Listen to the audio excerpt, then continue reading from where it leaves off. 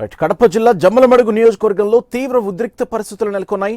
నియోజకవర్గం పరిధిలోని గోరిగనూరు గ్రామంలో జరిగే పార్టీ కార్యక్రమంలో పాల్గొనేందుకు కడప మేయర్ సురేష్ బాబు సిద్ధమవుతుండగా పోలీసులు అడ్డుకున్నారు. గతంలో ఇదే గ్రామంలో గొడవ జరిగిన నేపథ్యంలో మరోసారి జరుగుతాయనే అనుమానంతో సురేష్ బాబును ముందుగానే హౌస్ అరెస్ట్ చేశారు పోలీసులు. అలాగే ఎర్రగుంట్ల మండలం నిజ్ జీవి గ్రామంలో వైసీపీ ఇన్ఛార్జి సుధీర్ రెడ్డిని హౌస్ అరెస్ట్ చేశారు పోలీసులు. శాంతి భద్రతలకు భంగం కలుగుతుందనే ముందస్తు అరెస్టులు చేసినట్లు పోలీసులు తెలిపారు.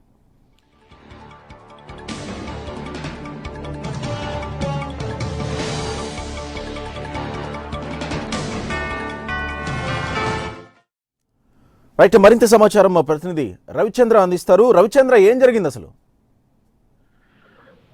గోపి, జమ్మలమడుగు నియోజకవర్గంలో ఉద్రిక్త పరిస్థితులు నెలకొని ఉన్నాయి. జమ్మలమడుగు మండలంలోని గొరుగునూరు గ్రామంలో ఈ రోజు వైఎస్ఆర్ కాంగ్రెస్ పార్టీకి సంబంధించిన నాయకులు ఆ గ్రామంలోకి వెళ్లాల్సిన పరిస్థితి ఉంది. ఈ నేపథ్యంలో అక్కడికి వెళ్లకుండా పోలీసులు వారిని అడ్డుకున్నారు. ప్రధానంగా గొరిగనూరు గ్రామం మొదటి నుంచి కూడా మంత్రి ఆదినారాయణ రెడ్డికి సంబంధించిన గ్రామము. మంత్రి ఆదినారాయణ రెడ్డికి పట్టున్న 11 గ్రామాల్లో అంటే దేవగుడి గ్రామం మంత్రి ఆదినారాయణ రెడ్డిది. ఆయన బంధువులు, ఆయనకు సంబంధించిన వ్యక్తులందరూ కూడా పరిసర గ్రామాలలో చాలా పటిష్టంగా ఉన్నారు. అక్కడ ఆదినారాయణ రెడ్డికి బలమైన వర్గం ఉంది. ఇప్పటి వరకు దాదాపుగా 3 దశాబ్దాల కాలంగా ఎవరు కూడా ఆ గ్రామాల్లోకి వెళ్ళలేని పరిస్థితి ఉంది. ప్రత్యర్థి పార్టీల వారు ప్రచారం చేయలేని పరిస్థితి కానీ ఆ గ్రామాల్లోకి వెళ్లే పరిస్థితి కానీ లేదు.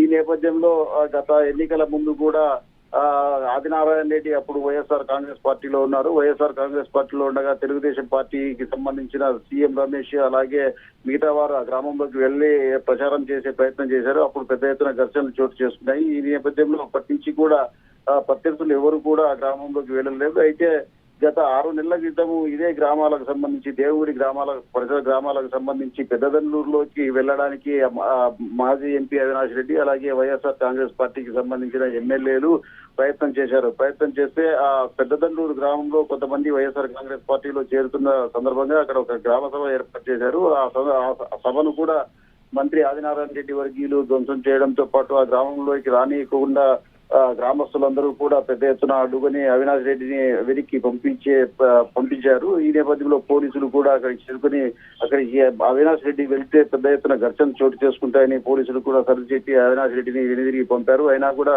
పెద్ద ఎత్తున అవినాష్ రెడ్డి ఆ రోజు రాత్రికి రహస్యంగా ఆ గ్రామానికి వెళ్లి ఆ గ్రామంలోనే తమ వర్గీయులను కలిసి వచ్చారు. ఈ నేపథ్యంలో ప్రస్తుతం గొరిగనూరు గ్రామంలో ప్రధానంగా ఆదినారాయణ రెడ్డికి పక్కనే ఉన్న గ్రామము. ఈ గ్రామంలో ఆదినారాయణ రెడ్డికి సంబంధించిన బంధువులందరూ ఉన్నారు. వారికి బలమైన బంధువర్గం ఉంది, అలాగే పెద్ద ఎత్తున వర్గం ఉంది. కాకపోతే 4 కుటుంబాలు ఈ రోజు వైఎస్ఆర్ కాంగ్రెస్ పార్టీలో చేరతాయి అనే ఒక ప్రచారం కొద్ది రోజులుగా సాగుతుంది. ఈ క్రమంలోనే నిన్న పోలీసులు ఆ గ్రామంలో మొత్తం నాకాబందీ నిర్వహించారు. నాకాబందీ నిర్వహించిన సమయంలో కొంతమంది అనుమానిత వ్యక్తులుంటే వారిని మందరించి పంపించడం కూడా జరిగింది. అలాగే కొన్ని వాహనాలను కూడా సీజ్ చేయడం జరిగింది. ఈ నేపథ్యంలో ఈ రోజు ఉదయం అవినాష్ రెడ్డి అలాగే కడప మేయర్ సురేష్ బాబు ఆయనతో పాటు జమ్మలమడుగు నియోజకవర్గం వైఎస్ఆర్ కాంగ్రెస్ పార్టీ ఇన్ఛార్జ్ సుధీర్ రెడ్డి వీరు ముగ్గురు కూడా ఆ గ్రామంలోకి వెళ్లి ఆ 4 కుటుంబాలను వైఎస్ఆర్ కాంగ్రెస్ పార్టీలో చేర్పించుకునే ప్రయత్నంలో భాగంగా వెళ్లడానికి సిద్ధమయ్యారు. ఈ క్రమంలోనే పోలీసులు వారికి ఆదేశాలు జారీ చేశారు.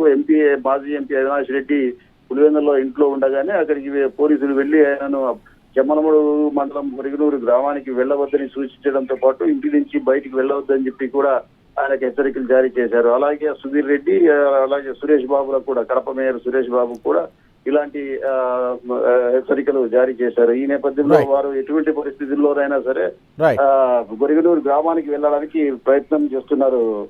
Thank you Chandramohan.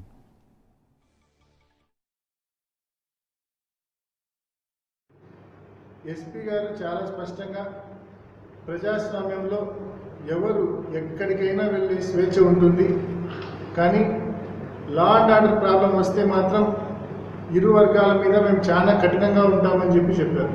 మేము స్వాగతించాం. ఎందుకంటే మా వల్ల ఎప్పుడు లా అండ్ ఆర్డర్ ప్రాబ్లం రాదు కాబట్టి మేము స్వాగతించినాం. చాలా సంతోషం సార్, మేమైతే వెళ్తాము. మీరు కావాలంటే కండిషన్స్ కూడా పెట్టండి, మేము ఆ కండిషన్స్ కూడా ఫాలో అవుతామని కూడా చెప్పారు. ఆ తర్వాత జమ్మలమడుగు డిఎస్పీ గారికి చెప్పమన్నారు ఎస్పీ గారు. వెళ్ళే సమయము ఎవరెవరు వెళ్తున్నారు, అదేవిధంగా ఎవరెవరు ఇళ్ళకు వెళ్తున్నారో ఆ ఊళ్ళో అంత డీటెయిల్స్ ఇమ్మన్నారు. మా సుధీర్ రెడ్డి గారు వెళ్ళి మొత్తం స్పష్టంగా డీటెయిల్స్ ఇచ్చేశారు జమ్మగూడ డిఎస్పీ గారికి. ఇంక ఇవాళ ఉదయం మేము వెళ్ళవలసి ఉండగా డిఎస్పీ గారు మళ్ళీ టైం మార్చారు. మీరు సాయంకాలం పూట పోవద్దు, మధ్యాహ్నం 1 గంటకు పోండి అని చెప్పారు. సరే అని ఒప్పుకున్నాం. మీరు మీ కార్యకర్తలు ఎవరిని తీసుకెళ్ళద్దు, కేవలం మీ ముగ్గురు మాత్రమే వెళ్ళాలని చెప్పారు. దానికి సరే అని ఒప్పుకున్నాం. ఎందుకంటే మా ఇంటెన్షన్స్ చాలా క్లియర్.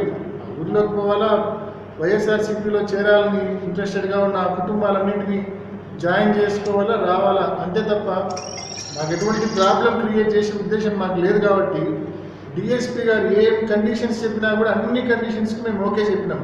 ఏ ఒక్కరిమైనా మిమ్మల్ని రావద్దని చెప్పినామా? మాకున్న విజ్ఞత అది. నీకు విజ్ఞత లేదా? మరి ఎవరు ఎక్కడైనా తిరిగే హక్కు ఉంటుంది.